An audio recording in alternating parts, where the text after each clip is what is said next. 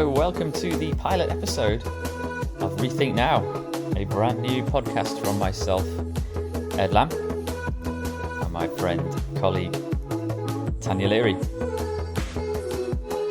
We recorded this one on a little bit of a whim last week at Claremont farm on the Wirral, where we live. The plan is to, make this a weekly show where we discuss all things energy, transport, climate, physical health, mental health, who knows, the future of everything. The production values will improve, I do promise.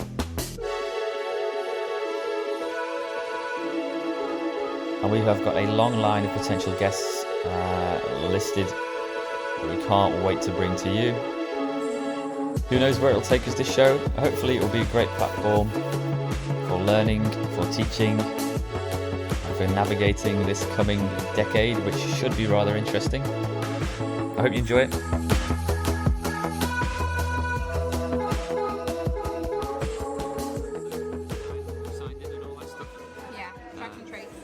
See what happens, but so we're going to launch a podcast for Rethink Now, and we thought we'd record something that just kind of let people know, test the water, let people know who we are, what we're doing, what we want to see. It's difficult for me to do that whilst all I'm thinking is, oh my god, this soup's amazing. Yeah, mushroom and goat's cheese. And if I'd have known, to be honest, it had goat's cheese in, I would have given it an absolute wide berth. You would have swerved it, really? Totally swerved it. Wow. So. Alright, well here we are. Yeah, we've got to eat it, and it's kind of podcast friendly food, isn't it? It's easy, we're not crunching away too much. No. So what are we going to do on the podcast from week to week? I think, do people know who we are, what we do, what Rethink's all about? Probably not, really. Thank you. Probably not, and I hope not, because we've got to reach the people that don't know about us. Thanks very much. I had the brainchild of Rethink, and I managed to drag you along for the ride about 18 months ago. Yeah. Increasingly fascinated by our environmental peril. Yeah. And how much work there was to do, so I thought, I might as well, instead of just whinging and sending the odd email to councillors or MPs, let's get stuck in, man. Let's do some work. Go on. How happy are you with how it's gone so far? 18 months in, I don't know really. So we've run a couple of cool projects. We did the summer cycle last year, which was a pretty big hit considering the weather. We did the Eco Schools Day, where we got to meet a load of kids and kind of teach them about that was really cool. Sustainable transport. That was really cool. That were cool. Done some cool communities, carbon literacy training courses in recent months online, which I've really enjoyed. But again, that's highlighted how much work there is to do, because there's a real lack of understanding out there as to what carbon neutral means and what it means to our lives. Well, when I did the cool communities pilot, actual pilot, not like this third go. Yeah. I was really really surprised, because it's not cut and dried, is it at all? Because there is talk about the impact that having a pet has on. Pet, yeah. Apparently. Carbon footprint of a dog. Gutting, and also the humongous carbon footprint of even just having a 4x4, but also the impact of one single plastic bag. So there's so many shades of grey. Yeah. And not in a nice sort of Christian grey kind of way. No, there's quite some scary stuff, but we both share quite a positive view of if we kind of make the right choices in the next 5-10 years. Yeah. Our places that we inhabit, like this place, can look pretty healthy, in the future. Well, Claremont Farm's a really good example, actually, isn't it? Because they've grown. That's good. It's amazing. Oh my gosh. They've grown really organically, not fun. Because they started off quite small, and their sort of food offering was really minimal, and they were focusing on the kind of school visits and the farm to fork stuff. And then over time, the shop has been really developed and is brilliant, and a really good community hub. Yeah. So a nice place for people to meet. And even now, in these sort of really weird times, there's still, we're looking out on where you can have a picnic, well not a picnic, but where you can, eat outside so you can maintain social distancing, eat inside, but there's all the track and trace stuff going on. So it is really something that works, isn't it? They've just done it really, really well. They have. Yeah, it's a great little case study of what we need more of, I guess. Yeah. Because we've got fields beyond there, behind the camera. Stuff's growing. Not sure what's growing at this time of year or what's being pulled out. Pumpkins and also kale and something else. Something else that looks a bit like broccoli, but it's not broccoli. I saw it on their Instagram. Yeah, some stuff, other stuff. Yeah, fresh local produce.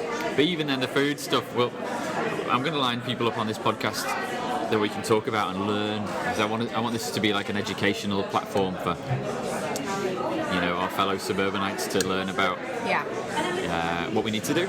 And food production is a big part of it. And I'm not that up to speed on it, to be honest. So, do you grow any of your own food?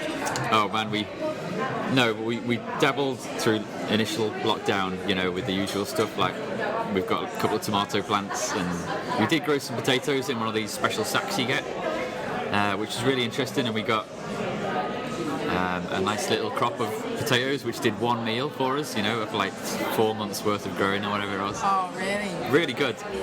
But it does highlight how hard it is to grow food and how time consuming, and you need to know what you're doing, which is why there needs to be a real learning process for all of us in terms of, I do see that as a growth area in the future, like farming. I think you're more likely to have a job in farming 10, 15 years from now than you are in marketing. Guess who owns a farm? Who? James Dyson. James Dyson, oh right. Mr. Dyson, Mr. Not Hoover, obviously. Mr. Vacuum Dude. Yeah, he owns a farm. In fact, he now has more land than the Queen and Charlie. What? Really? By Charlie, I obviously mean Prince Charles. Of course. I wonder if we can get Dyson and or Charlie on the podcast, because they are both, well... I love Prince Charles. He was on the news yesterday. There you go, I'm putting it out there. I love Prince Charles. Say it. I know, obviously, take it or leave it. He made a lot of mistakes over the old Diana thing.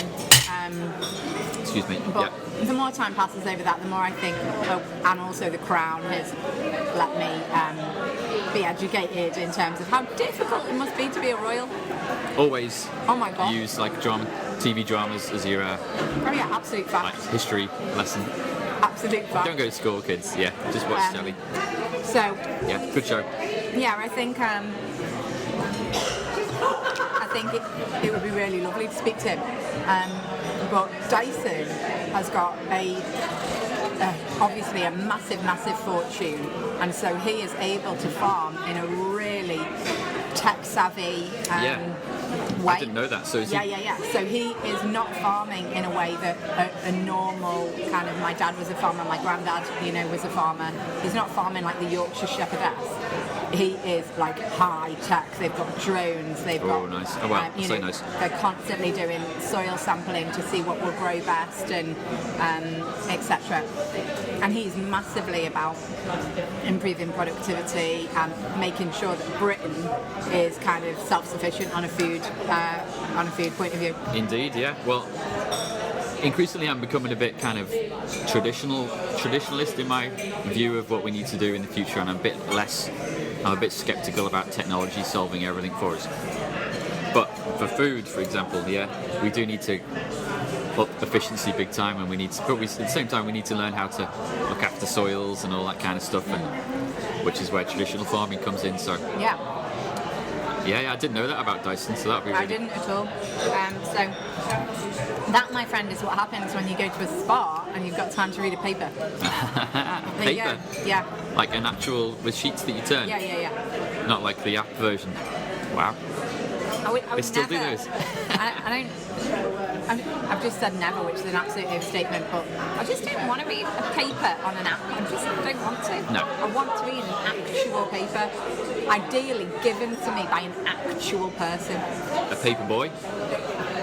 Or girl. Which brings us full circle to Charlie, because I started a paper round the day that Princess Diana died. That was my first day on the job. So I got to the... Had you had a job before that? well, no, I was 14. What was I? No, you weren't. What year did she die? 96? 97? Yeah, around there. 15, 16-ish. Is that slow progress? Yeah, I was working in a flapjack factory when I was 11. What? Yeah. Yeah, you're lazy. For James Dyson. No, he's not big on flapjacks. So yeah, small little anecdote there. Wow. So I got to do my first job as a paper boy, and I got there or whatever. 6 o'clock I had to show up on my bike. Might talk a little bit more about bikes. Might come up from now and then. And all the papers had been delayed because the crash happened in the middle of the night, and all the papers were held back because of the story. It was obviously enormous. So I was like, okay. Went home, woke my parents up, and told them. Oh my gosh! Wow. And then I had to go back a couple of hours later because the papers all arrived. So, yeah. I bet they were dead heavy as well. Ah, yeah. They were huge. Well, yeah, lots of news. Is it weekend as well? Can't remember. Weekend paper deliveries, man, that's tough. Yeah. You have to do it in 2 lots. My hubby used to do that, but he was doing it in Leafy, Surrey. So Christmas tips were good. Yeah. But Yeah. weekend papers are heavy. They are. Yeah. They do make me happy. Yeah, what were we talking about? Why were we talking about newspapers? Because I had a chance to read a paper on the weekend with James Dyson. All right. Not with James Dyson. Well, we can fit that into the work that Rethink's doing, because having the chance to sit back and relax is something that a lot of people don't feel they have the time for these days. And, you know, in the kind of mindless, endless pursuit of growth, inverted commas, growth. More. You know, our time is just filled, and if we don't have things to fill our time, we're kind of a bit lost. Oh yeah.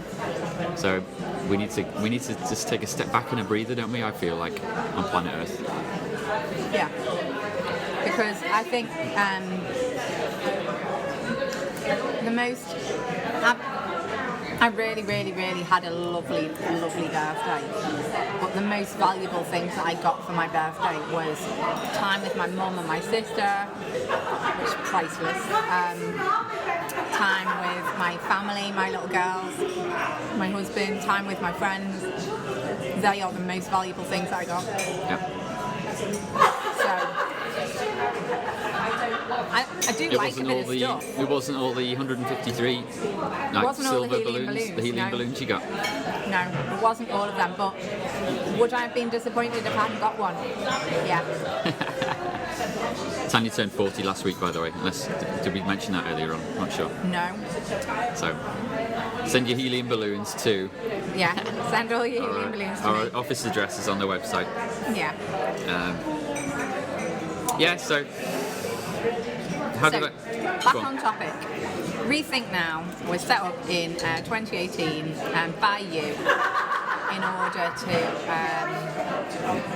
kind of address the issue of congestion, pollution, and the pain that is getting your child safely to school.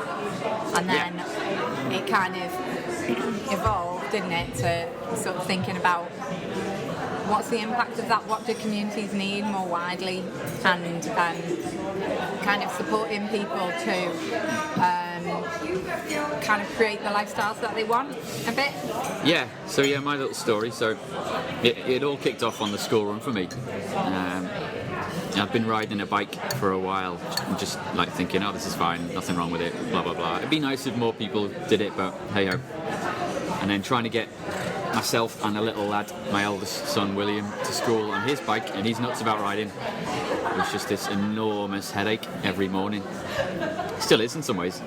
And that kind of kicked off a whole series of thoughts about how much work we have to do.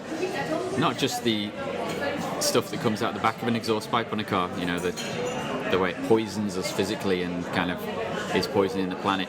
Yeah. But also how our ways of getting around and our ways of interacting with each other has just completely been eroded in the last 20, 30, 40 years by, you know, these systems of commerce that are just like swallowing our minds. And so they were created in a sort of need to get to work faster, need to work harder, need to speed up.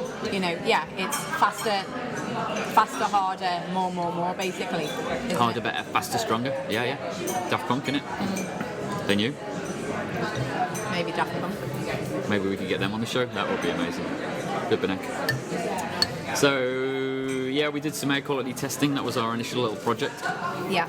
At Breckenwood School with the community. So again, I kind of realised early on that you can't just ram these things down people's throats. You need to have people on board, and you need to make people feel like they have ownership of the changes that are coming. And that was really cool. You know, it was kind of hard work getting that air quality testing going, but managed to do it. Learnt loads. And we're actually on the verge, I think, on my lad's school, of having the roads closed in the mornings. That's amazing. To traffic, That's to cars. Amazing. You know, touch wood. How do you think people are going to feel about that? I think that depends on how it's sold to people and how it's. So you know, I don't want to jump the boat here because it's only just been announced.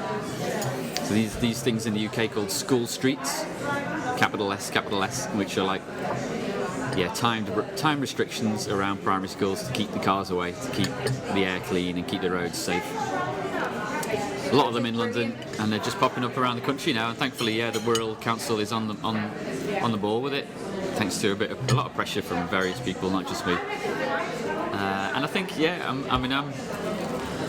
it's an easy sell really, because kids' lungs need to be protected. But still, you want people I don't want to see angry people. I don't want people like staring daggers at me every morning when they're being forced to walk to school or park further away. I want people to enjoy it and feel like they were a part of the change. So. But it's a mindset shift, that, isn't it? And we've spoken before about calling it the school run. I'm in a massive rush, got to get on the school run.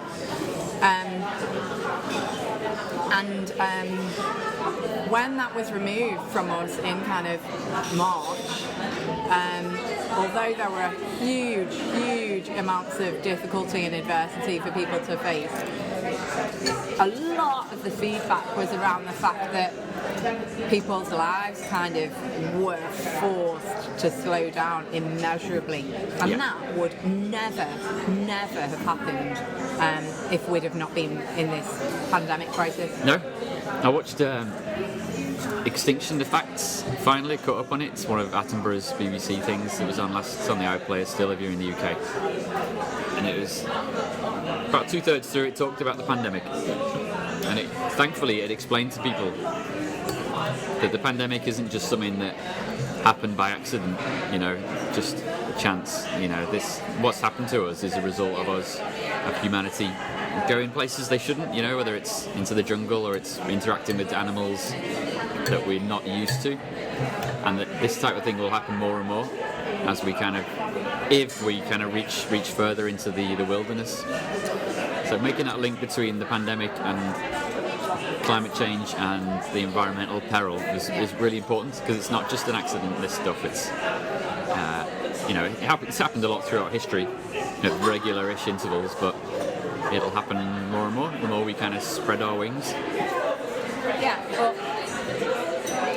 there's a limit to be had, isn't there? Because, in my view, in anything that you're doing, there needs to be quality, So if you curtail your life so much, either in the things that you buy, the stuff that you do, the jobs that you do, etc., then you lack quality.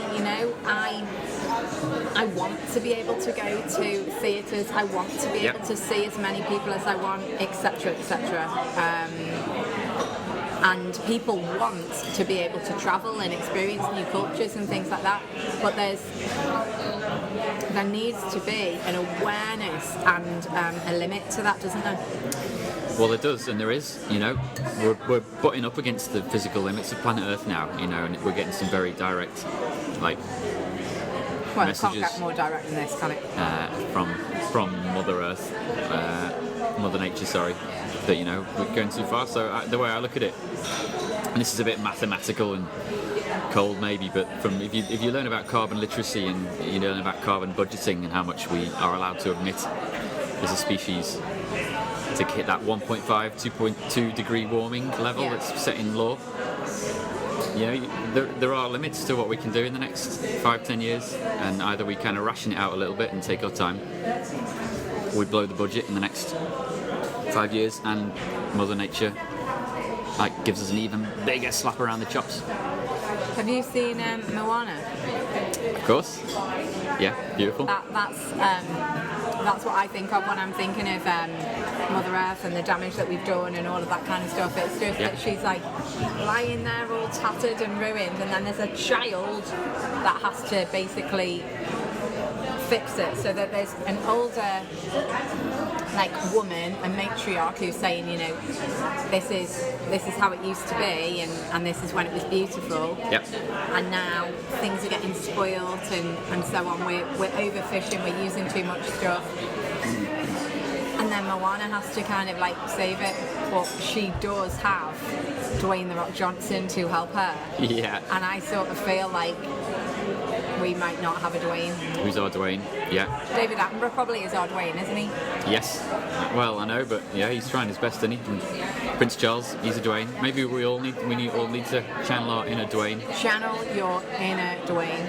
I mean, what a dweeby name for a fella, but The Rock is awesome, isn't he? Now, if he listens to this podcast and he hears you say, what a dweeby name, I would absolutely love to see him come over here and go, calling me a dweeb. No, Mr. Rock. No, I'm not. Not me, sir.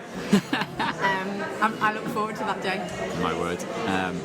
So yeah, we all need to channel our inner Moanas, don't we? Not inner Dwayne. Yeah, and I'm really interested I'm a graphic designer, in my day job. I make websites and do a bit of audio editing and video stuff. So I'm really interested in storytelling, and films like Moana, WALL-E, my favourite environmental film. Yeah. Yeah. I'm really interested in how we tell stories like that effectively. I didn't look at the camera then when I did my massive big eyes, but WALL-E, oh my god, they basically just knew, didn't they? It's just people are so lazy, they get wheeled around everywhere because they can't be bothered to do anything. All the food comes in cartons. It's just it's just holding a mirror up, isn't it, at humanity and just going, sure, we're pretending that we're in animation, but oh my god, look what you're doing. Yeah. It is incredible. People are so clever. They are, yeah. I might try and reach out and get someone on the show to talk about people that write those stories and visualise them. Yeah. Because we need lots more of them, Yeah. If you haven't seen WALL-E or Moana, go for it. Yeah. And if you're local, you can get yourself down to Snips in Bevington. You can buy them out there. Our local DVD rental place that they did here at Claremont Farm cinema nights, a year or two ago. Sadly, they've had to be knocked on the head. Yeah, but in the old days. In the old days, they were really good fun. Mr. Snips. Or is it? It's not Mr. Snips, is it? It's just Snips. No, Mr. Snips is the hairdressers. Oh yeah, in Heswell. Yeah. Okay, I used to go there. Yeah. Sorry, Snips, aka Mr. Snips. Yeah. Yeah. So, we like stories, don't we, people? That's one of the fundamental things that we need as a species. So I think that's a rethink thing, really. It's what do we actually need, not just to survive and kind of get by. What do we need for our minds? Do you want me to tell you something really interesting? People were doing some research into what are children's earliest memories and how much information they can retain and stuff. And people were thinking that if you've had a good, stable, secure childhood, you may not remember that much before you're 6, 7. If you've had a good childhood? Yeah, if you've had a good, steady, stable childhood, you might remember snippets and bits, but you won't have you won't remember lots and lots and lots until you're around 6 or 7, when you're looking back on it, right? But actually that was found to be totally not the case when they looked at the Aboriginal and Maori cultures, because they were so used to kind of storytelling and the retelling of stories and the resharing of information and the rehashing of like fables and things like that. So actually when they looked at their kind of like brain capacity for memory, it was massive because instead of writing lots of things down, they were using the spoken word and telling stories around fires and things like that in order to keep their children safe, and that had an impact on their memory capacity. Wow, flipping heck. Yeah, it's amazing, isn't it? It is, yeah. Well, that's again little things we need to talk about on this show. So I think the power of the brain is really, really, really critical, because, I mean, if you sell yourself the story of it's a school run, it's a rush, we need more, what a pain, then you're telling yourself already. Oh, mind that. Sorry. Mind that little microphone. It's very sensitive. Sorry. You're telling yourself that it's this is a drag, this is horrendous, this is something I need to get over. Yeah. As opposed to like, this walk to school is like 10 extra minutes with my kids. Do you know what I mean? I do, yeah. I haven't even given it a plug, but I've hosted another podcast for like 6-7 years on self-development, talking with a psychotherapist, me buddy Sean Orford, and we talked about that yesterday actually.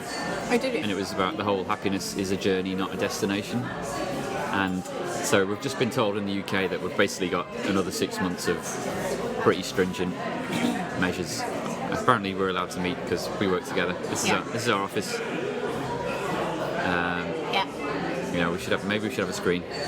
Anyway, but you can either, for the next 6 months, you can either wish it away and count down till March the 1st when not much will change anyway, or you can enjoy the next 6 months, or try to.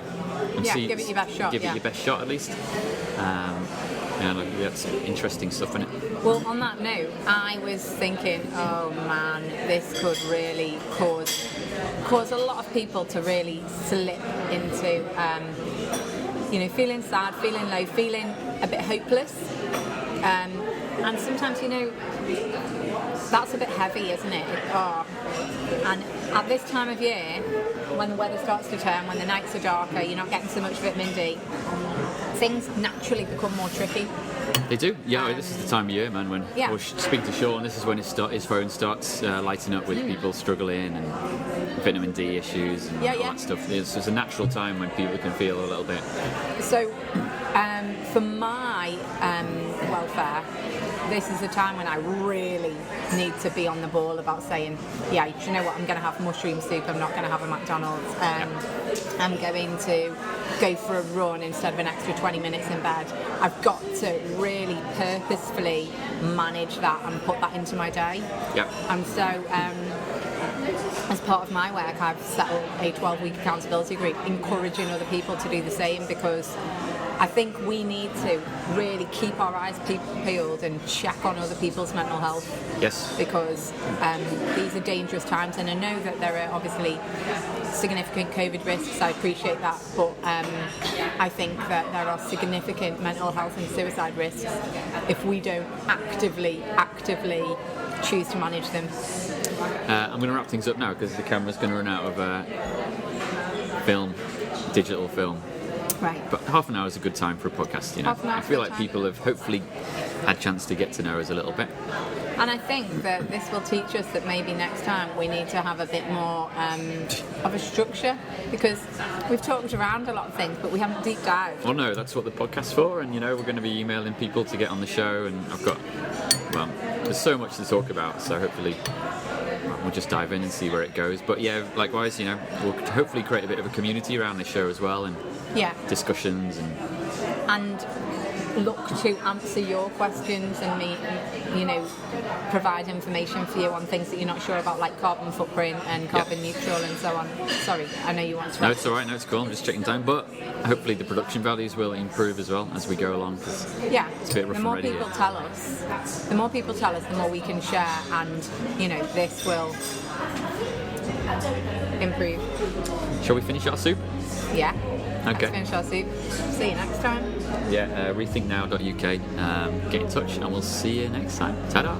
Ta-da!